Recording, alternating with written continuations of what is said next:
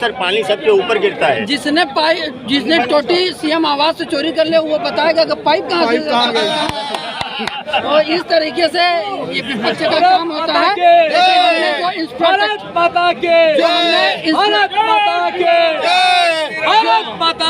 जो हमने infrastructure rally है और इस रैली में बहुत सारे लोग आए हैं, तो अभी कुछ लोग हैं हमारे साथ, इनसे बातचीत करेंगे। हम अपने कैमरामैन से कहेंगे एक बार चारों तरफ कैमरे को पॉइंट करके दिखा दीजिए। क्या नाम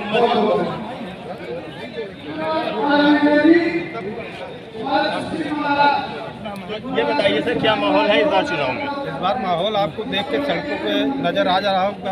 हाँ, एकदम माहौल अनुकूल है। दीपक पटेल बहुत बहुमत से जीत रहे हैं। लेकिन सर मुस्तफा सिद्दीकी तो बोल रहे हैं कि इस बार हम भाजपा को यहाँ से कम 35 से 40 हज़ार वोटों से हराएंगे। उतने वोटों से हारेंगे सर।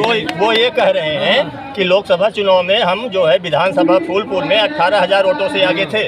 वो समय अलग था, उन लोगों का झूठा छलावा था। अब वही समय अलग है।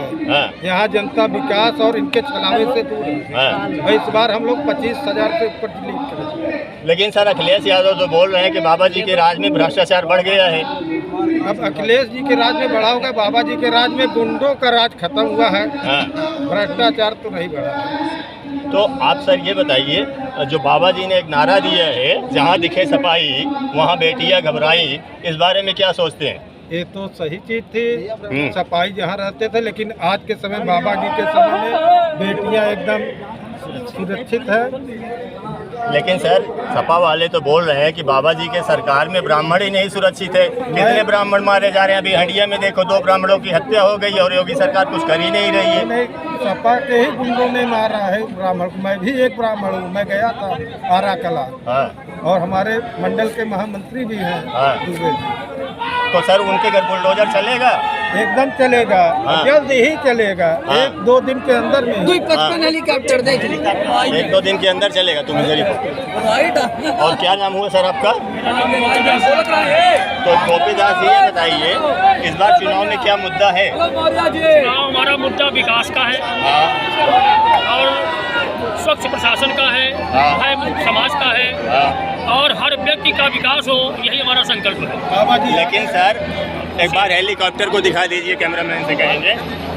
ये बताइए यार, आप ये बताइए सर, लोग यहाँ से बोल रहे हैं कि प्रवीण पटेल से लोग बहुत नाराज़ हैं, क्योंकि प्रवीण पटेल जब विधायक थे तो उन्होंने कुछ काम वगैरह किया नहीं। देखिए एक बात बताया आपको, आपने कहा कि प्रवीण पटेल से नाराज़ है। प्रवीण पटेल क्या है इस समय? सांसद। अब चुनाव का है? विधानसभा का है। तो विधानसभा का चुनाव प्रवीण पटेल से नाराज़ है तो सांसद है, इसको नाराज़गी कहा जाएगा, इसकी लोकप्रियता कही जाएगी। सर मैं गाँव में जाता हूँ, वीडियो करता हूँ, लोगों से इंटरव्यू करता हूँ और लोग यही बोलते हैं कि जब प्रवीण जी ने कुछ काम नहीं किया तो दीपक जी कहाँ से करेंगे? अगर प्रवीण जी ने काम न किया हो तो 3 बार विधायक कैसे होते हैं? 3 बार विधायक कैसे होते हैं? लेकिन सर मुस्तफा सिद्दीकी तो बोल रहे हैं कि प्रवीण जी जो है वो बाहरी है, मैं तो यहाँ का लोकल हूँ। यार ये भारत भूमि है, ये समस्त जातियों का संगम है। तो एक 2 जातियों से चुनाव नहीं होता, यादव और मुसलमान से कोई चुनाव होता है क्या? हमारे पास सारी जातियाँ हैं और सारी जातियों का नेतृत्व किया जाता है और सभी का विकास किया जाता है। हम लोग दीनदयाल उपाध्याय, श्यामा प्रसाद मुखर्जी को पूजने वाले लोग हैं, उनकी विचारधारा पर चलने वाले लोग हैं। व्यक्ति कोई अंतिम व्यक्ति हो, उसके यहाँ तक विकास की धारा पहुँचनी चाहिए। हम लोगों का वो संकल्प है। यहाँ कोई दल किसी एक बाप का नहीं है, ये भारतीय जनता पार्टी है। भारतीय जनता पार्टी में कोई भी कार्यकर्ता प्रधानमंत्री बन सकता है, प्रदेश अध्यक्ष बन सकता है और मंत्री बन सकता है। ये बाप बेटे की पार्टी नहीं भैया। कहाँ किसकी बात आप कर रहे हो? उनसे तुलना लगाओगे भारतीय जनता पार्टी का? लेकिन सर सपा वाले तो बोल रहे हैं कि भाजपा में ब्राह्मण ठाकुर जो हैं वो सिर्फ झंडा ढोने के लिए और वोट देने के लिए बने हैं।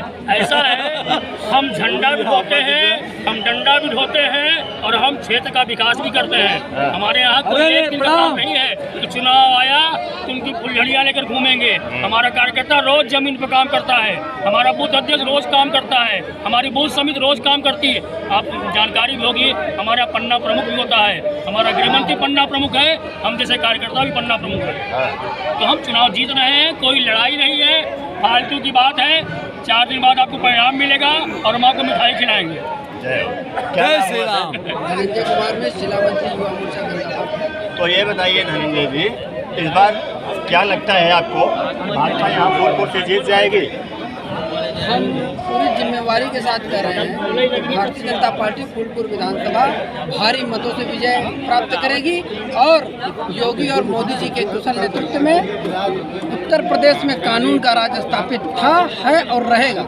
और जहां तक रही जनपद प्रयागराज में विकास का एजेंडा, जो एक तरह से सपा या उसके अदर दल कहते हैं कि भारतीय जनता पार्टी ने कुछ नहीं किया, मैं आपको बिंदुवार तरीके से गिना रहा, आप उसको ध्यान रखिएगा। जगतपुर का फ्लाईओवर भारतीय जनता पार्टी की सरकार में बना, फूलपुर का फ्लाईओवर भारतीय जनता पार्टी की सरकार में बना, रामबाग का फ्लाईओवर भारतीय जनता पार्टी की सरकार में बना, बक्सी बांध पर फ्लाईओवर भारतीय जनता पार्टी की सरकार में बना, जो हाईकोर्ट पर फ्लाईओवर भारतीय जनता पार्टी की सरकार में बना, 2000 करोड़ की लागत से रेलवे पे नया ब्रिज भारतीय जनता पार्टी की सरकार में बना, गंगा जो नया 2000 हाफामाऊ पे जो 2000 करोड़ रुपए की लागत से भारतीय जनता पार्टी की सरकार में बना। इनकी नीति और नियत दोनों स्पष्ट नहीं है। 4000 करोड़ की लागत से रिंग रोड का निर्माण चल रहा है, तो इसलिए इनकी न तो नियत ठीक है न तो नीति, इसलिए भारतीय जनता पार्टी की सरकार बनेगी, डंके के चोट पे बनेगी। कछार ने ठाना है मुख्यमंत्री को पुनः फूलपुर से विजय बना के हम लोग भेजेंगे। लेकिन सर, आपने फूलपुर फ्लाईओवर की बात की, अभी मैं कुछ दिन पहले वहाँ वीडियो कर रहा था तो वही सपा के नेताओं ने मुझे दिखाया कि फूलपुर जो फ्लाईओवर का ब्रिज है उसमें पाइप तक नहीं लगी है सर, पानी सबके ऊपर गिरता है। जिसने टोटी सीएम आवास से चोरी कर ले वो बताएगा कि पाइप कहाँ से। तो इस तरीके से ये बच्चे का काम होता है।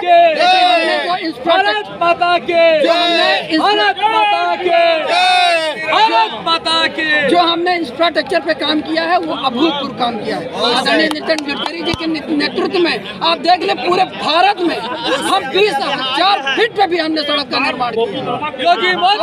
आप देख लीजिए, माननीय प्रवीण पटेल जी हमारे यहाँ के सांसद हैं, जनता उनसे कुशल तरीके से मिल सकती है, अपनी बातों को रख सकती है। और आप देख लीजिए उनको जनता ने सांसद बनाया है और देश की सदन में भेज के यहाँ के कछार संबंधित समस्याओं के निदान के लिए लगातार प्रश्नकाल उठ रहे हैं और उठते रहेंगे। और हम पुनः आपको भरोसा दे रहे हैं कि फूलपुर विधानसभा जीत के योगी जी के झोले में डालेंगे। क्या नाम हुआ सर? अरविंद तिवारी। तो तिवारी ये बताइए इस बार क्या माहौल है फूलपुर में? बहुत अच्छा माहौल है और हर वर्ग का हमको साथ मिल रहा है। लेकिन अखिलेश यादव तो बोल रहे हैं यूपी में 9 की 9 सीटें हम जीत के ले जाएंगे, बाबा जी देखते रह जाएंगे। वो उनका दिवा स्वप्न है, वो उनका दिवा स्वप्न है, वो स्वप्न देखते रहे। और हम लोग भारतीय जनता पार्टी के कार्यकर्ता और यहाँ की जनता हम 9 की 9 सीटें जीत करके उनके झोले में देंगे भारतीय जनता पार्टी के।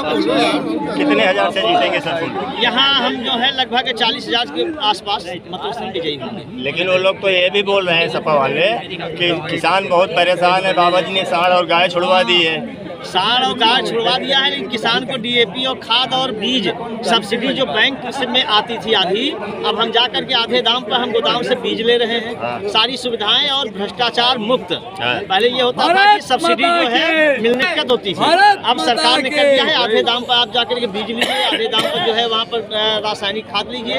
सारी व्यवस्थाएं है सरकार ने कराई है। क्रय केंद्रों पर धान का क्रय हो रहा है, बड़े अच्छे ढंग से हो रहा है। 48 घंटे के अंदर किसान के खाते में पैसा आ जा रहा है। ठीक है सर, क्या नाम हुआ सर? शुक्ला। तो शुक्ला जी ये बताइए कि क्या माहौल है यहाँ फूलपुर में? भारतीय जनता पार्टी के पक्ष में है और हम पर मतों से भाजपा यहाँ जीतने जा रही है। युवा मोर्चा के जिला मंत्री। लेकिन बताया जा रहा है कि लोग जो है प्रजातंत्र है, उसको बोलने से कोई रोक नहीं सकता, अहंकार है उनका। लोग बोल रहे हैं, सपा वाले बोल रहे हैं कि बाबा जी डर गए इसीलिए मिल्कीपुर का चुनाव रद्द करवा दिए। बाबा जी डरे होते तो इतना सुधार न होता। अच्छे माफियाओं ने सरेंडर कर दिया बाबा जी के आगे। तो बाबा जी बहादुर व्यक्ति हैं और गुंडा राज जो था यहाँ प्रदेश से समाप्त हो चुका है। तो कुछ थोड़े मोड़े गुंडे हो सकता है अभी बचे हों जिन पर कभी सरकारी मोहर और लगी है, वो भी धीरे धीरे सब नष्ट होंगे, इसलिए वो अगले ही बोल रहे हैं और क्या कहें। तो ठीक है दोस्तों, यही था फूलपुर में बाबा जी की रैली से मेरा वीडियो। अभी सबके बड़े बड़े ये तो हैं, लेकिन देखते हैं ऊँट किसका रोड बैठता है। और आपको वीडियो कैसा लगा, आप अपनी राय इस रैली के बारे में कमेंट बॉक्स में रख सकते हैं। बाकी आपको वीडियो अच्छा लगा हो तो एक लाइक और एक शेयर कीजिए। आपसे मिलते हैं किसी अगले वीडियो में, तब तक के लिए जय हिंद, जय भारत। लेकिन आप